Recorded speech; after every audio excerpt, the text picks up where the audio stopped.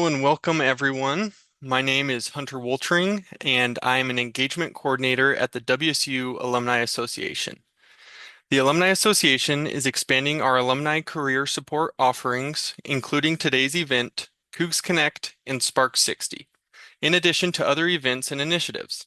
Watch for more information about these offerings. Welcome to the Crimson to Career Alumni Panel, Retirement Readiness for Cougs who are recent grads or job seekers. The past session, geared towards mid-career Cougs, can be viewed on our YouTube channel, and we have one last session for those approaching retirement or retired. Check the chat for links. Today's webinar will be recorded and added to YouTube following the session. During the panel portion of the program, for the best experience for all participants, we will take questions through the Q&A feature. We will monitor the questions and reply, or ask our panelists to address them as time permits. To ensure an optimal viewing experience, only panelists and moderators will be on camera and have audio enabled. The WSUAA requests all attendees show respect and professionalism towards our panel members and each other. An Alumni Association team member will monitor the lobby chat and action will be taken if necessary. As we do before each program, we'd like to acknowledge that WSU campuses statewide are on the homelands of Native peoples who have lived in these regions from time immemorial. The university expresses its deepest respect for and gratitude towards these original and current caretakers, pledging that forward relationships will consist of mutual trust, respect, and reciprocity. We encourage you to take a moment to reflect on the Native people associated with where you might live and work today. So that we can jump right into the session, we are dropping a series of links into the chat that showcase some of the amazing things happening because of you, our WSU alumni, students, faculty, staff, parents, and friends. At this time, I would like to introduce Max Bayer, who will serve as our moderator today. Max Bayer, CFP AAMS, is a wealth manager and partner at Merit Financial Advisors, with more than a decade of experience in wealth management. After earning his degree in economics from Washington State University in 2015, Max began his career at Charles Schwab before transitioning to his current role, where he advises individuals and families with complex financial planning and investment needs. A dedicated Coug, Max served as WSU's beloved mascot, Butch T. Cougar, during his student years and now gives back as president of the Butch Alumni Club. Please join me in welcoming Max Bayer. Max? Thank you, Hunter. Good afternoon to everyone. I'm so excited to be here and especially in front of so many Cougs. Today's session is customized to the audience of those who are recent grads or job seekers. But I do have an important disclaimer. Please remember that this session is intended solely for educational and informational purposes. The information shared is general in nature and is not individualized financial, investment, legal, or tax advice. Every person's circumstances are unique, so before making decisions regarding investments, taxes, or other financial matters, please consult with qualified professionals who can provide personalized guidance. Any views expressed by the presenters or the materials shared by them as a courtesy do not necessarily reflect the views of Washington State University or its related entities. As we get started, I'm honored to introduce our panel of experts who are here today to help us understand retirement. Bailey Erickson, CFP, is a financial planner with quantum financial planning and a proud Coug through and through. He earned his bachelor's degree from Washington State University, majoring in marketing with minors in economics and communications, and later completed his MBA with a concentration in finance through WSU's online program. During his time at WSU, Bailey worked in annual giving for 5 years, helping launch Coug Starter, Wazoo's crowdfunding platform for student organizations, and was actively involved in the Greek community. Today, he helps individuals and families build financial confidence and plan for their future, bringing both professional expertise and lifetime connections to the Cougar community. Thank you, Bailey. We also have Laguan Mitz, WMCP and RICP. He is a financial advisor with Eagle Strategies and brings expertise in retirement planning, insurance solutions, college funding strategies, extended care planning, and lifetime income planning. In addition to providing investment advisory services through Eagle Strategies, Laguan is also licensed through New York Life Insurance Company and offers securities products and services through NY Life Securities LLC. He's passionate about helping individuals and families identify their financial goals and develop strategies to achieve long-term financial security. Laguan graduated from Wazoo in 2012, where he played football for the Cougs.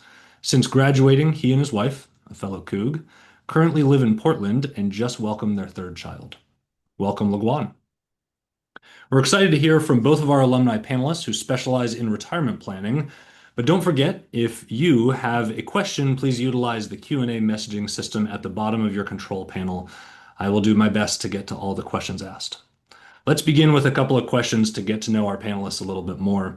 Bailey, we'll start with you. Can you tell us about yourself, including your journey to and since WSU, and one financial lesson you wish someone had taught you when you were starting your career? Yeah, well, first of all, it's an honor to be here and, very excited for the opportunity. And I'd say my journey to WSU started when I was really young. Everything from aunts, uncles, grandparents, relatives, friends, and family all went to WSU. So I was really kind of born and raised, literally right into it. From there, I always remember kind of the distinctive apple cup, right around Thanksgiving time when I was super young. So it's always played a pretty special place in my heart. And then ever since then, WSU was the number one choice growing up. As soon as I toured, I just knew that it was a spot for me. So it was really great getting there and just kind of a really good path as far as I was able to go for. And since then, though, graduated, met my wife at WSU, got married shortly after, so that was fantastic as well. And it's been a great experience. We're up in the Spokane area and just involved with local boards, volunteer organizations, kind of so on and so forth. And that's kind of how brought me here today. Okay, awesome. And what is one financial lesson you wish someone had taught you when you were starting your career?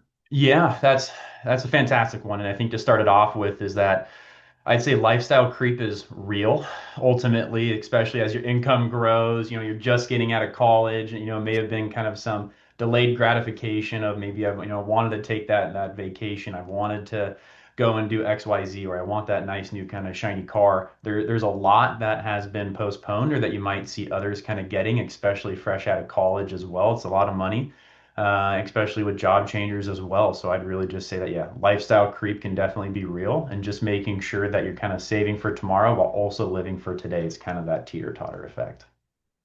Well said. Guan, we'll go to you. Can you tell us about yourself, including your journey to and since WSU? Yeah, absolutely. Grew up just outside of Seattle, West Seattle and Redmond. Redmond graduate, go Stangs. And had the recruitment life, going down to Cal to visit schools, going to the Oregons, TCU, Boise State, Hawaii. And when I got to Pullman, Pullman was obviously different, as we are all well aware. And so I wanted to be close enough to have my family be able to come see me play, but also be able to study something that I loved, which was psychology. It wasn't an econ, it wasn't finance, it wasn't business, it was psychology. And ever since I was a sophomore in high school, that's what I wanted to pursue, childhood and adolescence. And so um, decided to go to Washington State. And I would definitely have loved to win a few more games, but I wouldn't trade the experience and the relationships that I have for anything in the world, um, in that decision. And so met my queen of 7 years now, in Pullman. We didn't date until post college. We both had to grow and mature, and we finally did that. And then we started dating, and that was all she wrote. We just welcomed our third kid. So boy, girl, boy, and it's just been a beautiful journey to be where we're at now. We're just outside of Portland, Oregon, but I do frequent the Seattles, the Tri-Cities, and certainly get back to Pullman multiple times a year as well. So even though I'm just across the creek, I'm in Washington quite a bit. So yeah. Awesome. And what's one financial lesson you wish someone had taught you when you first started? I wish that someone had kind of shown me how some of the old wealth gets to be there. There's a million ways to accrue $1 million, literally. Um, but even just hearing some of those stories, right? Hearing some of those when I was early on would have changed, I think, the trajectory of like the 20-year-old to 25-year-old me, which naturally would have impacted the 25 to 30-year-old me. And then definitely 30 plus gets impacted. And so that's why I love the opportunity to come back and talk with our alumni, especially the younger ones, because the 25-year-old, the 22-year-old, whatever you're doing is going to impact the 35-year-old you, the 45-year-old you, and for definitely the 65-year-old you. And so that's why I'm here and why I do what I do. Well said. Let's start our discussion with some financial literacy basics and common misconceptions. Bailey, we'll go to you first. Many young professionals are balancing student loans, living expenses, and other financial goals. How should they prioritize saving for retirement while managing debt? Yeah, and that's one of the hardest struggles, especially being a recent graduate. You know, you're now having some of these expenses come out. Maybe student loans are starting back up. You might have to go get more reliable transportation and commute to your jobs. And there might be an auto loan now and there. We have rent. There's a lot of bills that can add up pretty quickly, but it's also going to have to be about prioritizing and also developing a hierarchy. So what I mean by that is I like to say is that we want to make sure that we're having an emergency fund coming through and making sure that you can afford those necessities, should something happen. Again, it's going to be a good amount of balancing from that perspective, but making sure you have that small emergency fund. So again, should something happen, we're not putting it on credit cards, we're avoiding that high interest rate debt. And simply put, it's just that there are going to be some, again, I said earlier, delayed gratification when it comes to some of those nicer, newer things, especially while your career is especially getting off the ground. That could also mean having a roommate is, unenjoyable as that sounds, especially through college. You think, yes, I made it. I can go on to that next step and have a little bit of freedom. There are some pretty good big benefits as far as on a budget, depending on how your situation looks. If that's a part of your financial plan, you can use that to do a lot of different things. And then from there, it's just making sure that you're getting the employer match. So I'll leave it at kind of those two main points as far as, hey, let's make sure we can stay away from bad debt, that double digit stuff, and then kind of transition over to, well, what's kind of that next step? And that's making sure you're getting the employer match through your retirement plan if one's offered. Bailey, you talked about an emergency fund. How big should it be? Yeah.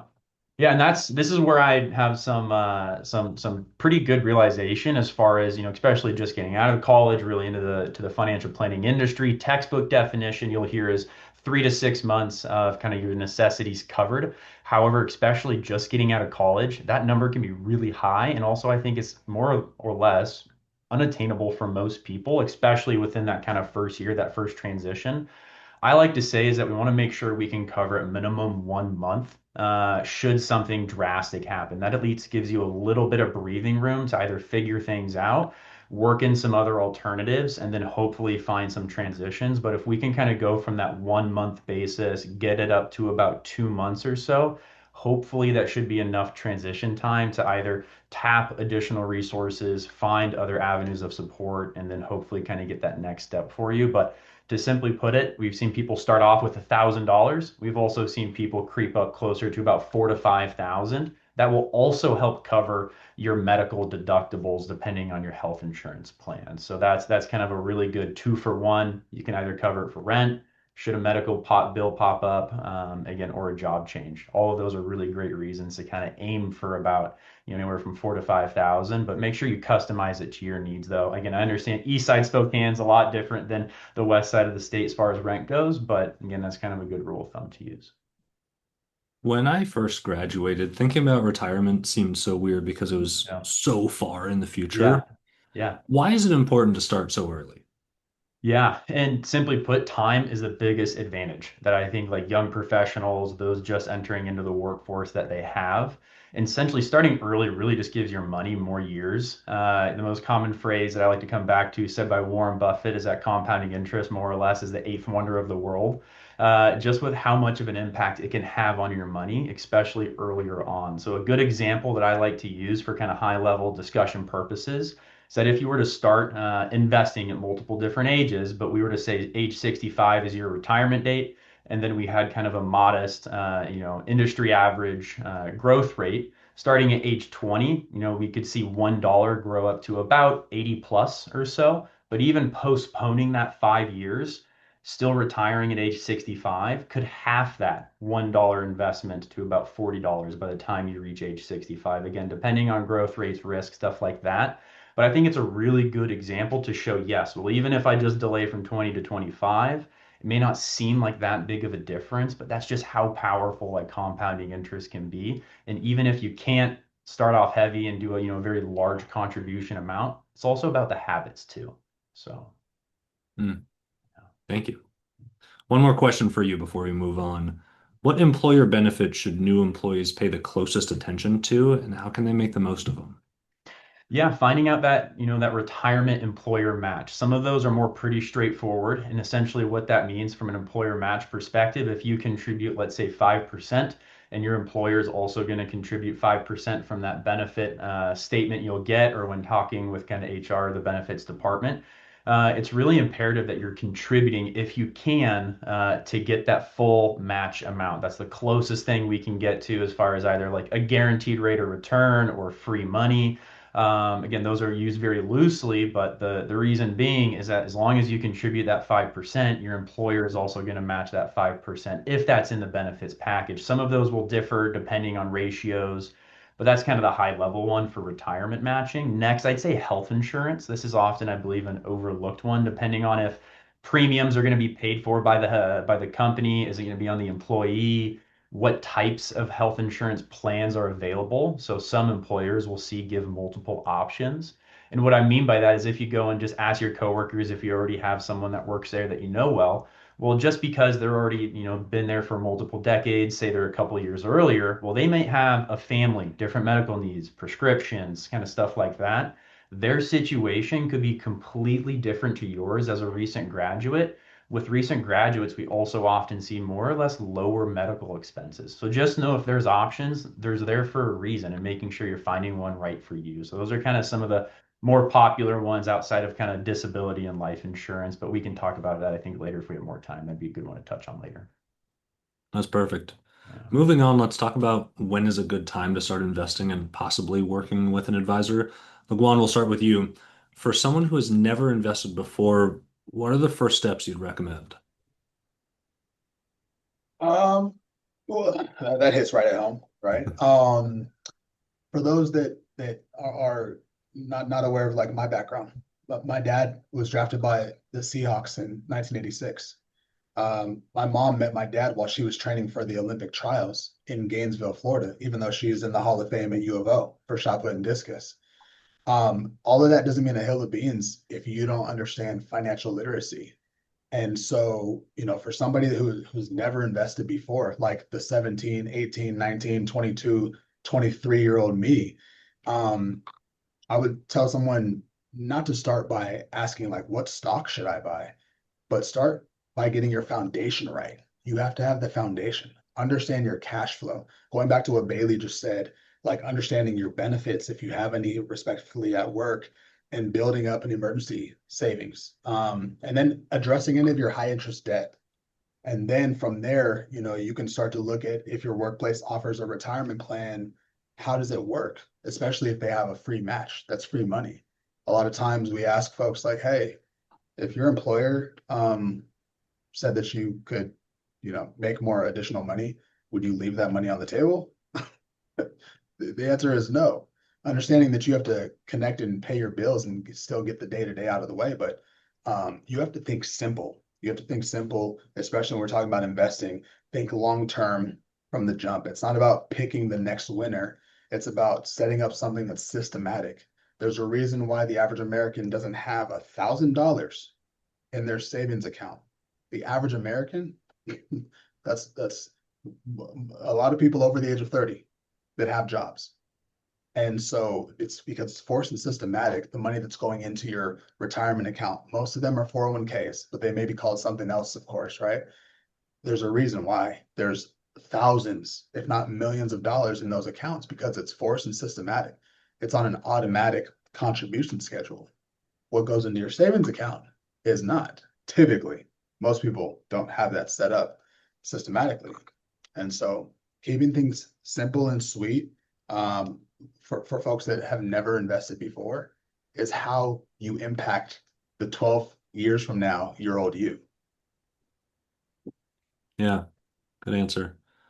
I I think a lot of people see investing as emotional. And for me, when I have a lot of extra money in my checking account, I probably find some shiny thing to spend it on. So I like your answer about the monthly amount going in. Great. Keep it out of my sight so I don't see it. How can people determine their risk tolerance and avoid making emotional investment decisions? I think there's two questions, right? How much risk are you willing to take? You're going to step up to the poker table. Are you stepping up at $10 or $1,000? It's a big difference. And how much risk can you afford? Those are not always the same thing. And so your time horizon, how long you have between now and when you plan to access this money, whether it's for a down payment on a house as a recent grad, whether it's paying for a potential wedding, understanding your income stability. Are you somebody that's on commission, or do you have a pretty consistent paycheck coming in every week or every 2 weeks or once a month? And then your financial obligations, when you will need the money, and all of that affect your capacity for risk. So, and then going to Max's point, there's the emotional side. How do you react if your portfolio drops significantly? And I'm not talking about your DraftKings portfolio. Okay. Like, how do you react when the stock market does what it does? If the real estate market does what it does, you have to be willing to bear, see what I did there? Bear the markets if you're going to invest in them, but also understand that, and it's easier said than done, don't tie your emotion to what the market does. If you're investing for 2045, what does it matter what the market did for the last 6 months? That you have to have that mindset. Otherwise, you're going to have some rough days throughout your investing career. So that's what I would say. Make your investment decisions when you are calm, not when the market is making you emotional. Love that. Love that. Panic is not an investment strategy.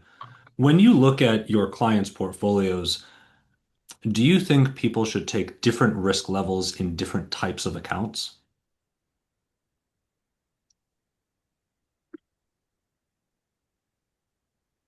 Yes, yeah, yes, people that have put it like this, professional advice can become especially valuable when the decisions that you're making are interconnected, but you're not thinking about it. Retirement taxes, going back to what Bailey said, the insurances. I know some of you are far from the estate planning conversation. Some of your companies that you are going to work for throughout your career, some maybe potentially right now, are going to give you stock compensation. And understanding how much to take, when and where, and potentially how to liquidate that and put it over here into another bucket, all of that comes into play. But a lot of the times you don't think about certain things, because it's not the sexy carrot that's dangling in front of you. It's everything that's within that carrot that we, as professionals, are thinking about to understand essentially the nutrients that is going to drive your overall portfolio. Well said. Well said. Let's get into planning and protecting your future. Bailey, can you explain the difference between a 401k, 403b, and IRA in simple terms? hmm And I think that's going to be a very common thing as well, is that we're going to throw a lot of acronyms out here in today's presentation. But I think a good takeaway from it is that, yes, all three of these essentially are retirement accounts. The best way to look at it between a 401k, 403b, they're very similar in nature. And most of you on the call here today are probably going to be in the 401k column. So we'll talk about that first. But essentially, it's just a private retirement account, like a private sector employer. That's the best way to put it. A 403b is going to be more for kind of like public schools, universities, hospitals, nonprofits, or certain like tax exempt organizations. But the big kind of similarity between the two is that both of them have a contribution limit that's about 24,500. Again, that will depend on your age If you watch this webinar in 1 to 2 years, that rate could easily change because it does get updated every so often. And then an IRA, though, is completely different from those two. There is actually more often than not a lower contribution limit, but it's actually an individual retirement account. So it's not employer tied. And you essentially open it up at like a brokerage or like a financial institution. You could insert any of the larger names that you've seen advertisements for here. But the big difference is that an IRA will allow you to consolidate those kind of older retirement plans. So just know as you're going from employer to employer to employer, you can start to kind of leave like a cookie or like a crumb trail of different retirement accounts, which can be a lot to manage. You want to make sure they're all cohesive, working together. So that's why I like to say is that an IRA is a great tool to roll them over is what the term is used for, but just make sure that you're going apples to apples. That's really the biggest thing. So there's just some nuances there is what I like to say. Okay. Yeah.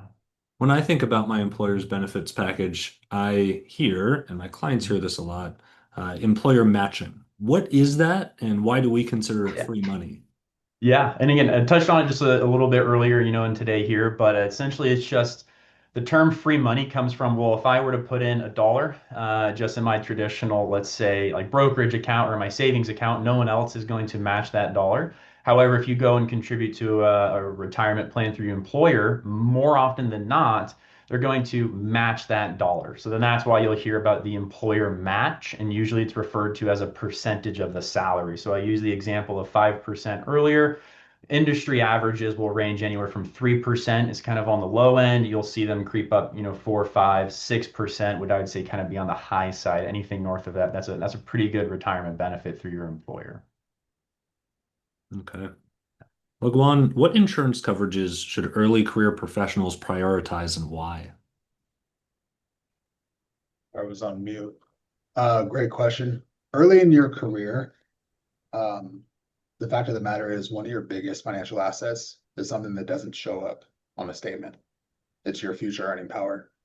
So I would start by protecting the risks that have the greatest impact on your financial future. Health insurance is obviously foundational for those that don't think it is. Disability coverage is important. What is it? Nine and a quarter. Oh, it's over 9% of those under the age of 65 are disabled in the US.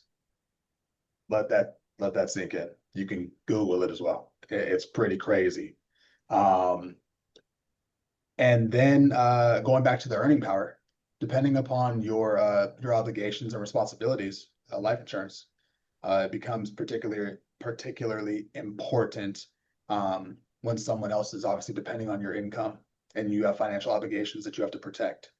And so the principle is not to ensure every inconvenience known to man within your world, but it is to protect yourself against events that could seriously impact your financial future. Protect the risks that could seriously disrupt your financial future is how I would leave it. You said life insurance could be good if you have financial obligations. What are some examples of those obligations? Replacement of income for a significant other or a spouse or your family. Some people, despite being underage, they are working at 14, 15, 16 years old. And when they go to college or go to school, graduate from high school, they're going back and they are taking care of a parent or other siblings. It doesn't have to be a significant other or a child, like a lot of folks think. Just naturally, that's how life is for everyone. That's not the case. As well as if you have I wouldn't necessarily say a car payment, but I would say a mortgage. A mortgage is a huge obligation, right? And so, does that answer your question Absolutely. Thank you. in a simple manner? Yeah, thank you. Many young adults haven't considered legal planning. What basic documents should everyone have in place regardless of age or income? Um, People sometimes hear like estate planning and they think it's only for older, wealthy people. But a lot of those most important documents have very little to do with like how much money you actually have at a basic level. Um, Folks should understand whether they need a will, financial power of attorney, healthcare directives that identify who can make decisions if they're not cognitive, if they are cognitively impaired. Um, and they should also review their beneficiary designations on their retirement accounts or any of their bank accounts pretty closely. It's not just the life insurance where a beneficiary matters. So those are pretty important because that depends heavily on how your assets get transferred. So Well said. Thank you. Okay, well, both of you will answer this, but Bailey, you'll go first. What financial habits established in your 20s can have the greatest impact by retirement? It was said earlier in the presentation, but automate, automate, automate. Even if it's through your 401k, I'm a huge proponent of automating even weekly, bi-weekly for your high yield savings account. If you're going to have that in emergency fund, if that's where you're going to hold it. From that perspective, it really just helps keep things again out of sight, out of mind. Personally, I keep my emergency fund separate from my checking and savings app, where I keep all of like my cash flow and everything. So then that way, I'm not commingling or artificially inflating how much I might think. Could be like remaining in my discretionary budgeting. So then that way, it's a good way to say, hey, I have this bucket for this money, and I also have this bucket set aside for that purpose. So it's a good way to kind of keep that separate mentality there. Well said. LeGuan, how about you? I mean, you hit it on the head. Develop a few great habits early. Live below your means. Yeah. Live below your means. Live below your means. Um, Small financial decisions repeated for 20 to 30 years for those that think or actually plan on retiring at 50 to 60 rather than 65 to 70. Um, like they become a very large financial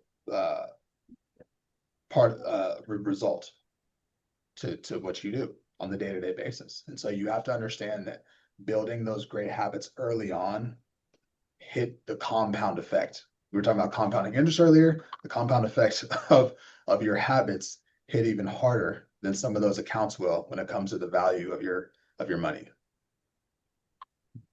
Great. Thank you, Bailey and LeGuan, for such great information. This time, we're going to answer some of the questions from the audience. LeGuan, we'll stay with you. What is a Roth 401k? Is it good? How should I get started with it? Roth 401k. So, I mean, it's essentially your flipping of the traditional 401k, but you're putting money in after tax to your Roth 401k. So what that's allowing your funds to do is grow tax deferred. You already paid the taxes on them. And then when you go to pull those funds out after 59 and a half, you're able to pull them out tax free. And so if you feel like in the future you are going to be in a higher tax bracket potentially because you're hopefully going to earn more money throughout your respective career, that's a reason why you would want to put money into a Roth 401k or IRA versus a traditional IRA or traditional 401k. Thank you. Bailey, I would like to talk about how to have conversations regarding joining finances together with my fiance. Ooh, this is a spicy one. Yeah.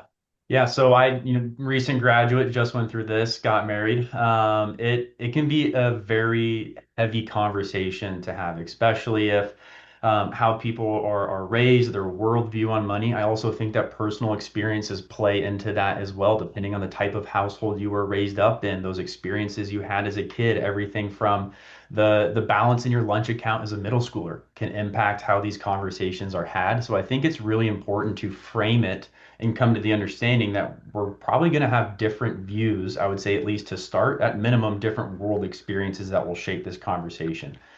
From there, I will say is that we've seen couples have completely separate finances. However, we've also seen a lot of success when couples combine them. So just from a personal standpoint, that's what we do. But then also there's many different ways to make that work. Some people will have completely joint bank accounts. Everything will go into one checking account. There's one savings account. There's one account for an emergency fund, so to speak. We've also seen couples say, well, I want to make sure that we're also having some fun money as well. So then they'll actually open up a completely separate checking account and just maybe they'll put their date night stuff in there. They'll actually put their savings for their house into that account. I think one issue that I've also seen couples struggles with, especially if there is income disparity between, let's say, between couples, is that that's where I can see a lot of conflict arising and kind of coming from the understanding is that we are now going to be moving forward as kind of like a joint unit, a whole unit, and then saying, well, what's the best way to do finances together jointly moving on? So I think that that's, again, a very heavy, a very loaded topic. Some people have success with many different ways, but I think that's where I would be coming from. Wise words. Lagwan, you're also in a happy relationship. Can you shed some light on this too? Yes. Talk about your financial histories, attitudes toward money. I mean, I explained a very brief background of my family and with that said, the 7 years my dad was in the NFL, he didn't do what he could have done financially speaking. So discussing your debts, your savings, credit and spending, most importantly, your goals. Some couples, to Bailey's point, some couples combine everything, some keep things separate, and some use the mine's yours and ours approach. There's no single right structure. What matters is transparency and sharing goals and regular communication to make sure that both of you know how the plan works. The goal is not to think exactly alike about money. It's to create a system that both of you understand and agree on. It's a really good way to put it. Lagwan, we'll stick with you. My friends say diversify every time I bring up investments. What does that mean? I mean, diversification is not it does not necessarily eliminate risk, but it helps manage the concentration of risk.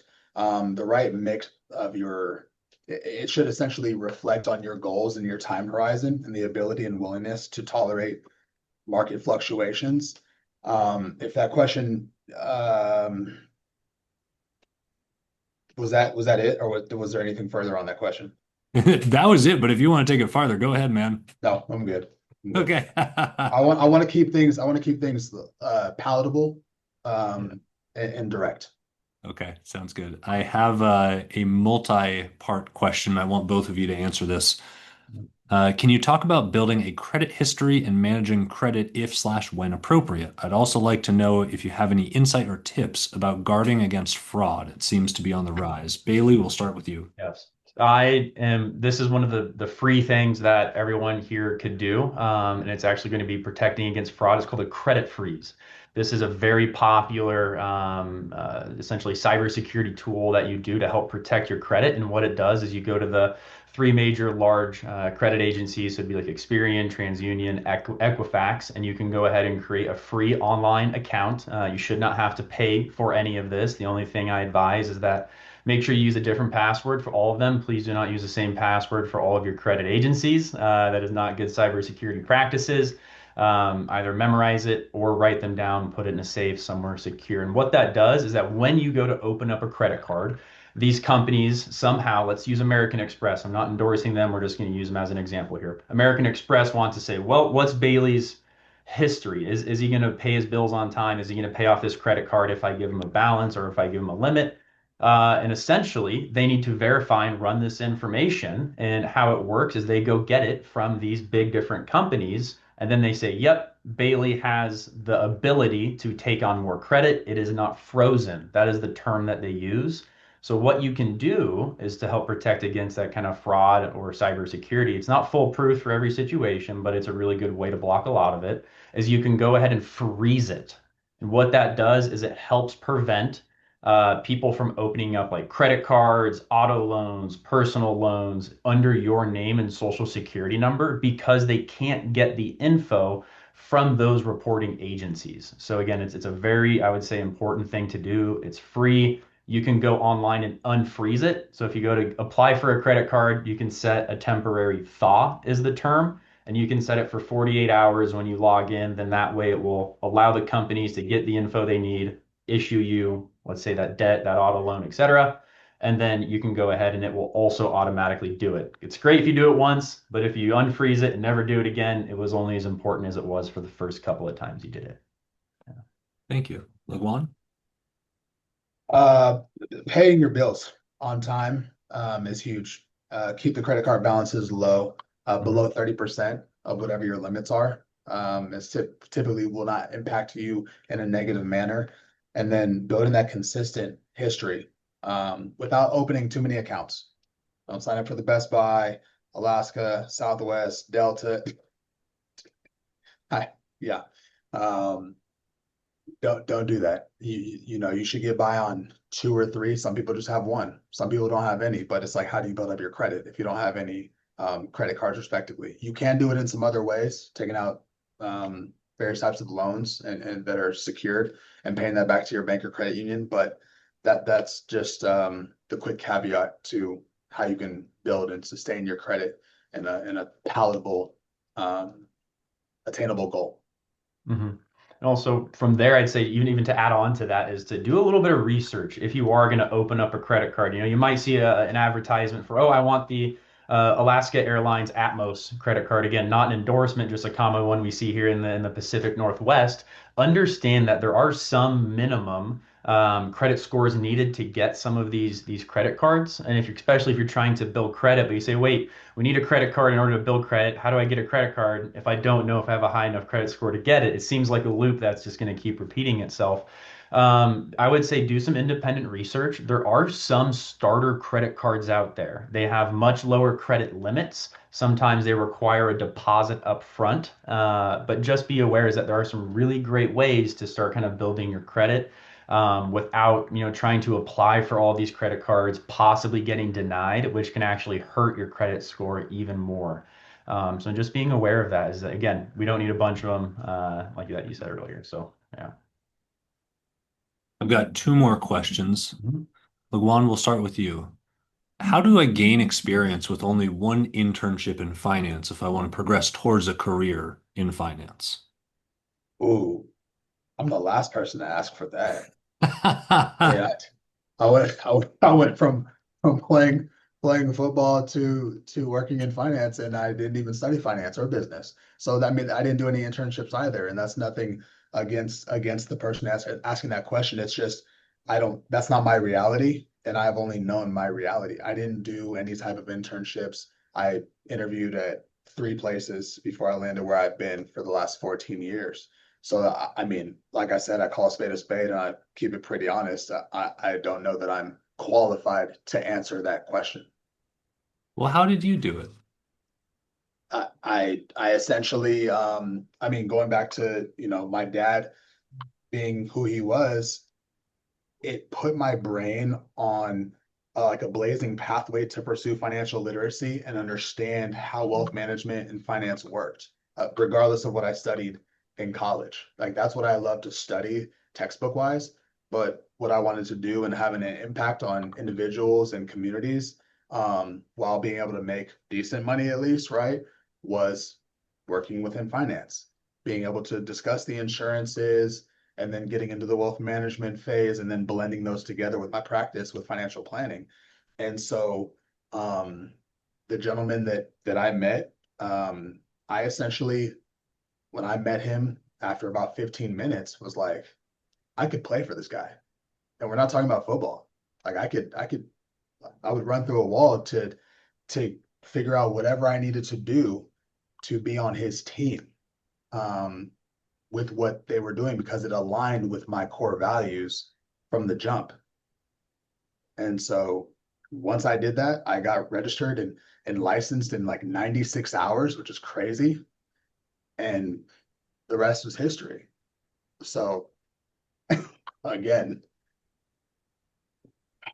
that's my reality.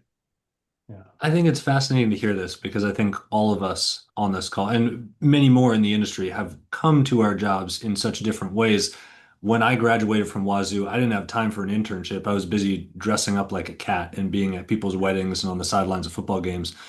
But I do like finance. I've always run a budget ever since I was like 12 and I got my first debit card.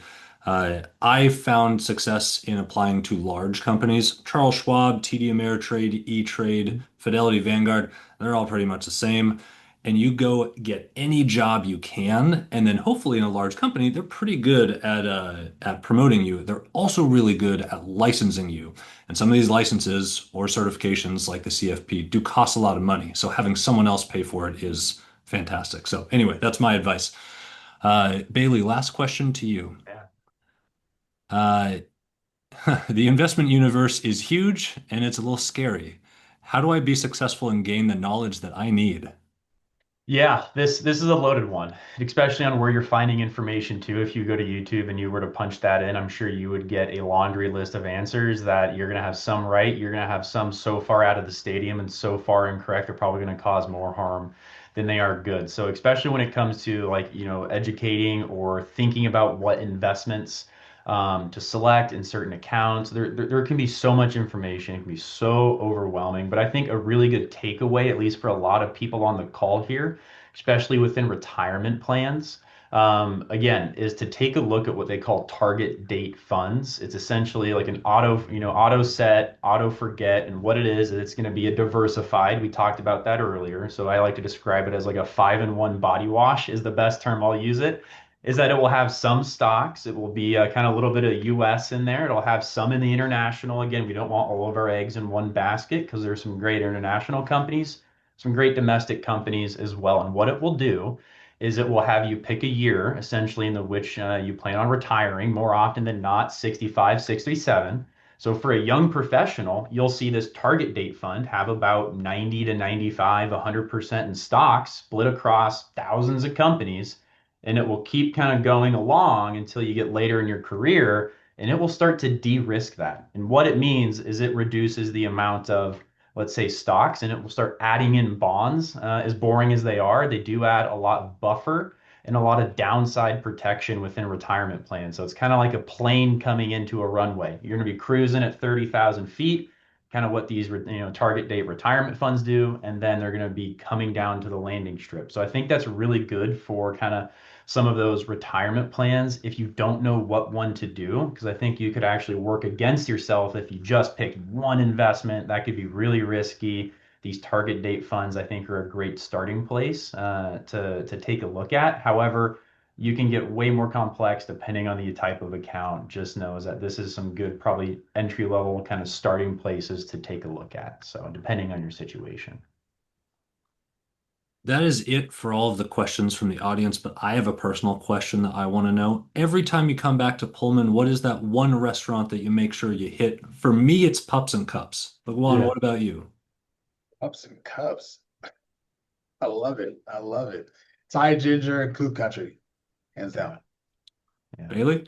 If I can, I'll hit Tin Tans. I'm a big California burrito guy. That was tried and true during my college experience. And then if I can, I'll make the way up the street there and go to the Cougs. So it's classic. It's kind of what you think of when you're going to Pullman, and it's just hard to beat a sunset on that patio. Fantastic. Thank you, Bailey and LeGuan, for such great information. At this time, we're actually done. So, as we close, take a moment to reflect on the information presented and jot down 3 key messages or action items that you're taking away from the panelists. For me, I forget things like right after I finish a webinar. So please write it down. That helps me, probably will help you too. Following this webinar, you will receive an email with the links from today's session, along with a survey to provide feedback on the event, various resources to serve as guides as you navigate your plan towards retirement, and a link to the recording. We really appreciate you sharing your input. This is a style of webinar that we plan on doing again, and we want to improve every single time, so please give us feedback. We hope you found the session to be educational, informational, and practical, and we hope to see you at future Crimson to Career events. Go Cougs!